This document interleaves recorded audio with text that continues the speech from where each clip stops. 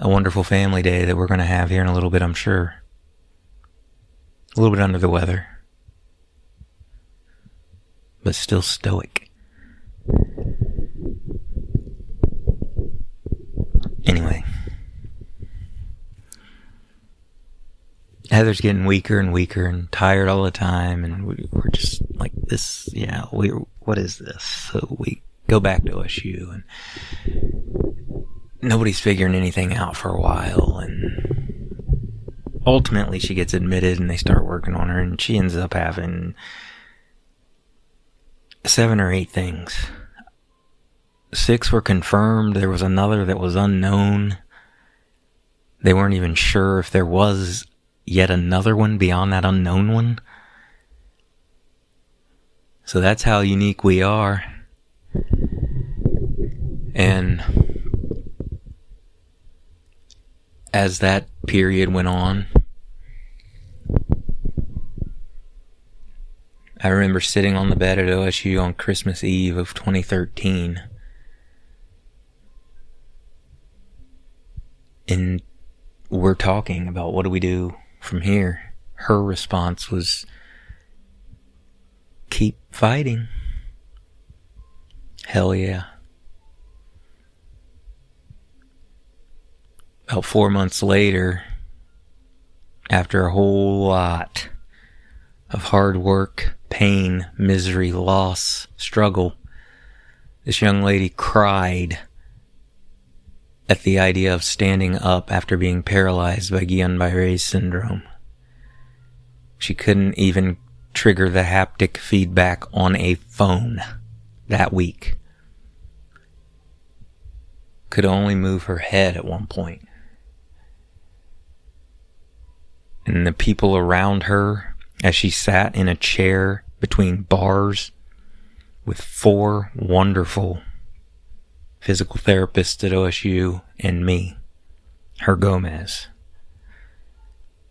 And she was in tears, scared that she was going to collapse. I leaned over and I told her, there's no way in hell you're falling. And she was able, with the assistance, to pull herself up. And as things went on, she was able to fully return to everything. Every time she got out of the hospital, she'd go get a job. And then they would part ways amicably, because she'd have to go back into the hospital. They'd always want to hire her back, or she'd go somewhere else. Because this is life, and it's what we put into it.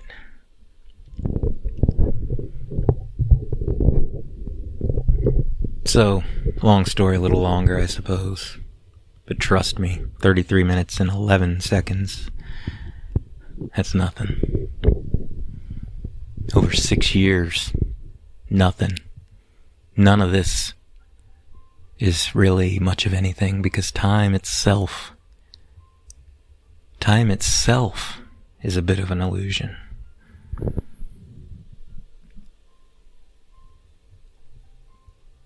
So, we live for over 6 years with the specter of an early death, as Lizzie Hale's "Here's to Us" hailstorm, as that song says, put our dreams through the shredder, let's toast, 'cause things got better.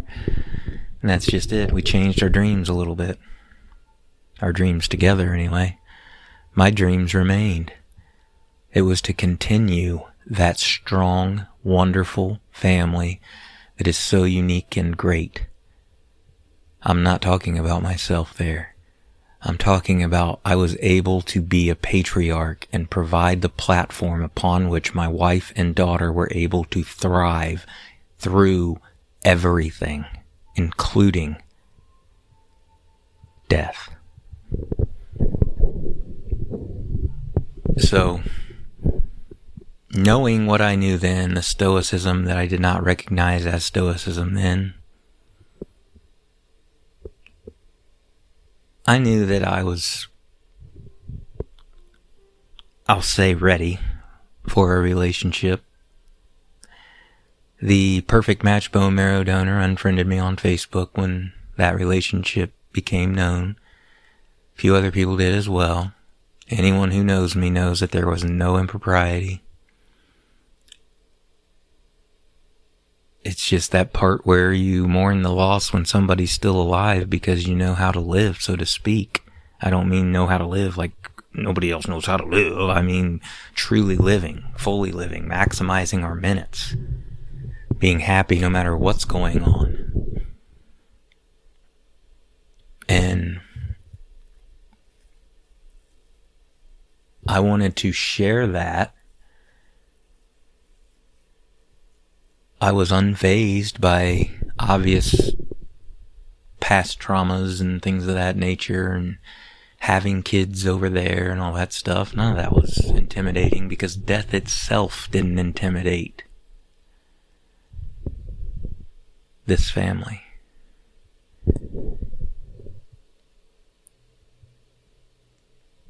Death is to be respected, and the best way to respect it is by fully living, maximizing minutes, always improving over who we were before.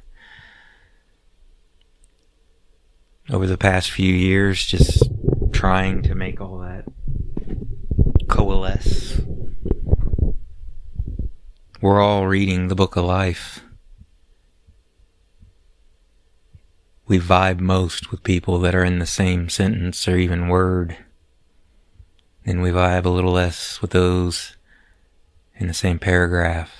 A little less still with those on the same page. Much less with those in a different chapter. And then there's the vast majority of the people that all of us can sit there and think of. Some of the people, some of us are those people too, but we don't recognize it. That's cognitive dissonance. When we think about a public that needs to grow up or behave a little better, be the change, I have picked up that mantle. I have hopefully 60 years left in my life. I don't know if I have 60 years or 60 minutes. That's why I want to maximize my minutes. And I want everybody. I had a little get together on Saturday. There was some strife and nonsense, but there was also wonderful family time. That explains some of my posts on the Facebook stuff then, because this is all real and it's a story that must be shared because it is genuine. It is stoicism in the contemporary day. And this can help so many out there, including my own family right now that is estranged, but we're family. We're always family. I'm family with my new dear friend from England. That's just how this works when you vibe. I hope to encourage people to read as many of those chapters, sentences, words, whatever, before the book closes.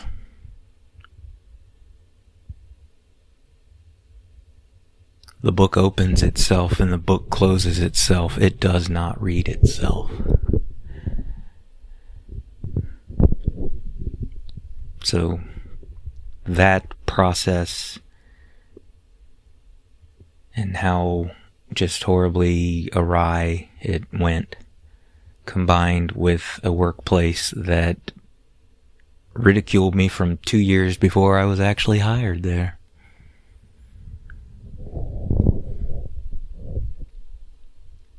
I live in an area on a planet, perhaps, definitely in a country, state, city, where a lot of folks just like a man behind the curtain type lifestyle. Excuse me, I'm human. There is no man behind the curtain. The curtain and the imaginary man behind it are both just that, imaginary. We all must stand and face our fears. We all must stand and face our weaknesses, build them into strengths. That is the totality as we read the book.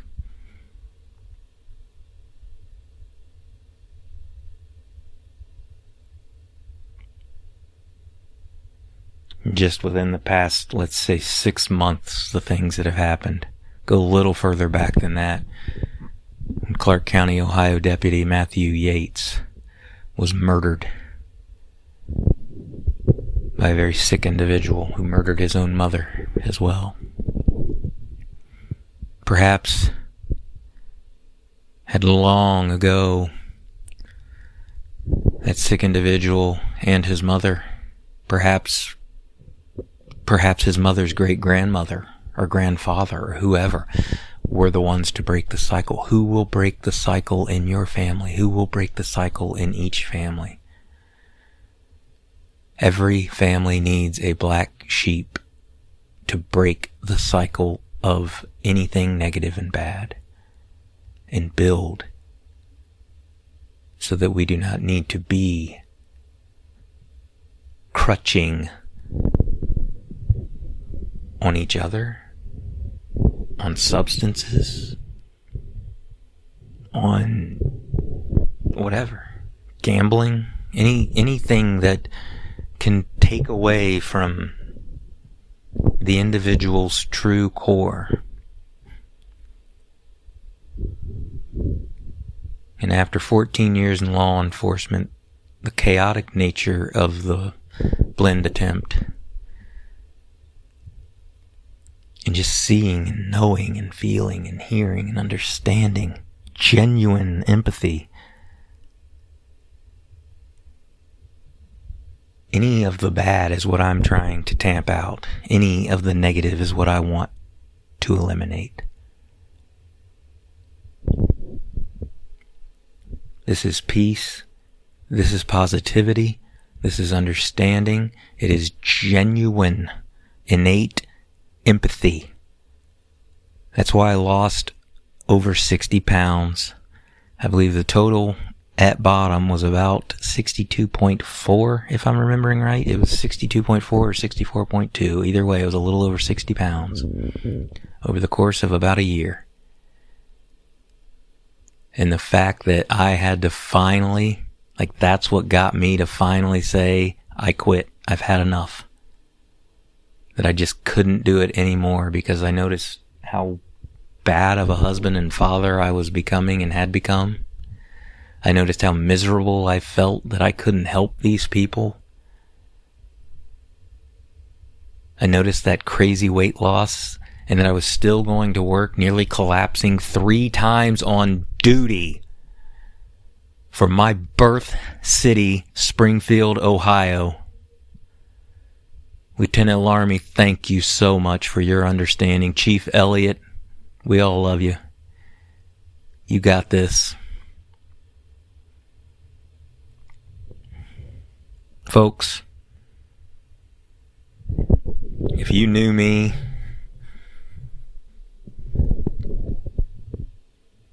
just for a little while or through one channel or another of my existence and not the full-blown Heathers Gomez me,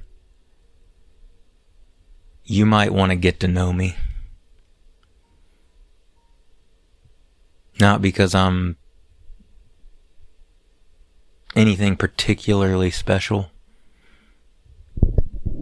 but I do know what I'm capable of, and I do understand quite a bit about human psychology, empathy, understanding, compassion, and just how much the systems that are in place.